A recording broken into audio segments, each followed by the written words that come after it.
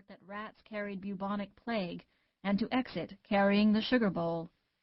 I was ravenous, as are all convalescent typhoids, and one of the ways in which I eked out my still slender diet was by robbing the sugar bowl at meals. That day, I think it was, the deck furniture was put out on the Ella, numbers of white wicker chairs and tables with bright cushions to match the awnings. I had a pair of ancient opera glasses, as obsolete as my amputating knives, and, like them, a part of my heritage. By that time I felt a proprietary interest in the Ella, and through my glasses, carefully focused with a pair of scissors, watched the arrangement of the deck furnishings. A girl was directing the men. I judged, from the poise with which she carried herself, that she was attractive, and knew it. How beautiful she was, and how well she knew it, I was to find out before long. McWhirter, to the contrary, she had nothing to do with my decision to sign as a sailor on the Ella. One of the bright spots of that long, hot summer was McWhirter. We had graduated together in June, and in October he was to enter a hospital in Buffalo as a resident. But he was as indigent as I, and from June to October is 4 months. 4 months, he said to me. Even at 2 meals a day, boy, that's something over 240, and I can eat 4 times a day, without a struggle. Wouldn't you think one of these overworked for the good of humanity dubs would take a vacation and give me a chance to hold down his practice? Nothing of the sort developing, McWhirter went into a drugstore and managed to pull through the summer with unimpaired cheerfulness, confiding to me that he secured his luncheons free at the soda counter. He came frequently to see me, bringing always a pocketful of chewing gum, which he assured me was excellent to allay the gnawings of hunger, and later, as my condition warranted it, small bags of gumdrops and other pharmacy confections. McWhirter it was who got me my berth on the Ella. It must have been about the 20th of July, for the Ella sailed on the 28th. I was strong enough to leave the hospital, but not yet physically able for any prolonged exertion. McWhirter, who was short and stout, had been alternately flirting with the nurse as she moved in and out preparing my room for the night, and sizing me up through narrowed eyes. "No," he said, evidently following a private line of thought. "You don't belong behind a counter, Leslie. I'm darned if I think you belong in the medical profession, either. The British Army'd suit you." "The what?" "You know, Kipling idea, riding horseback, head of a column, undress uniform, colonel's wife making eyes at you, leading last hopes and all that." The British Army with Kipling trimmings being out of the question, the original issue is still before us. I'll have to work, Mac, and work like the devil if I'm to feed myself. There being no answer to this, McWhirter contented himself with eyeing me. "I'm thinking," I said, "of going to Europe. The sea is calling me, Mac." "So was the grave a month ago, but it didn't get you. Don't be an ass, boy. How are you going to sea?" "Before the mast." This apparently conveying no meaning to McWhirter, I supplemented, "as a common sailor."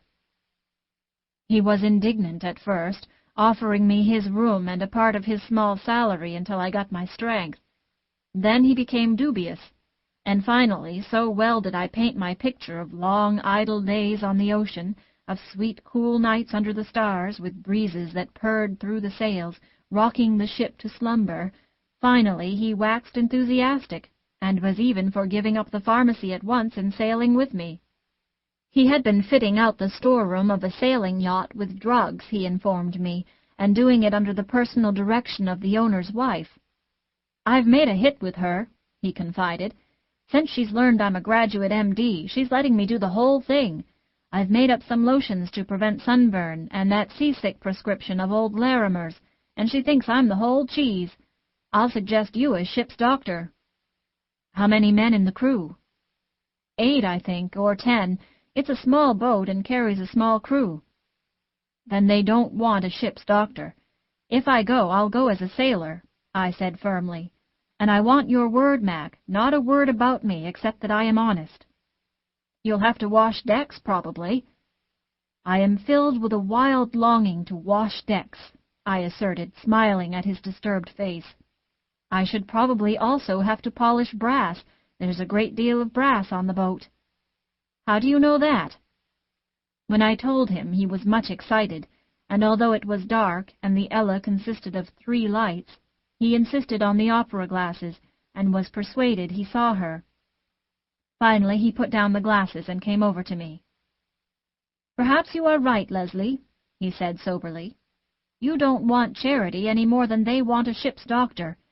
Wherever you go and whatever you do, whether you're swabbing decks in your bare feet or polishing brass railings with an old sock, you're a man." He was more moved than I had ever seen him, and ate a gumdrop to cover his embarrassment. Soon after that he took his departure, and the following day he telephoned to say that if the sea was still calling me, he could get a note to the captain recommending me. I asked him to get the note. Good old Mac! The sea was calling me, true enough, but only dire necessity was driving me to ship before the mast, necessity, and perhaps what, for want of a better name, we'd call destiny. For what is fate but inevitable law, inevitable consequence?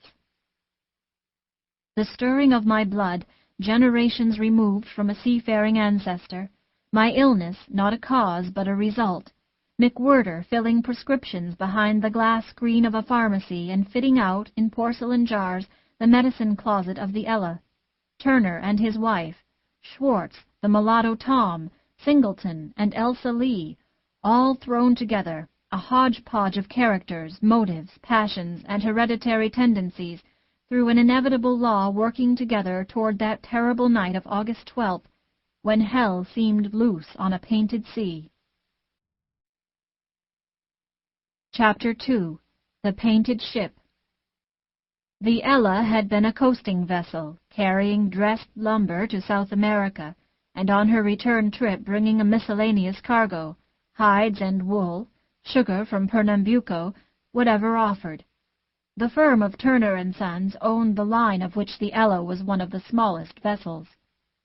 Turner and his wife, Schwartz, the mulatto Tom, Singleton, and Elsa Lee, all thrown together, a hodgepodge of characters, motives, passions, and hereditary tendencies, through an inevitable law working together toward that terrible night of August 12th, when hell seemed loose on a painted sea. Chapter 2.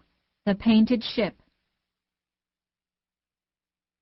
The Ella had been a coasting vessel, carrying dressed lumber to South America, and on her return trip bringing a miscellaneous cargo, hides and wool, sugar from Pernambuco, whatever offered. The firm of Turner & Sons owned the line of which the Ella was one of the smallest vessels. The gradual elimination of sailing ships and the substitution of steamers in the coasting trade left the Ella with others out of commission. She was still seaworthy, rather fast as such vessels go, and steady. Marshall Turner, the oldest son of old Elias Turner, the founder of the business, bought it at a nominal sum, with the intention of using it as a private yacht. And since it was a superstition of the house never to change the name of one of its vessels, the schooner Ella, odorous of fresh lumber or raw rubber, as the case might be, dingy gray in color, with slovenly decks on which lines of seamen's clothing were generally hanging to dry, remained, in her metamorphosis, still the Ella. Marshall Turner was a wealthy man, but he equipped his new pleasure boat very modestly.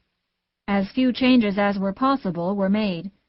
He increased the size of the forward house, adding quarters for the captain and the 2 mates, and thus kept the after house for himself and his friend. He fumigated the hold and the forecastle, a precaution that kept all the crew coughing for 2 days and drove them out of the odor of formaldehyde to the deck to sleep.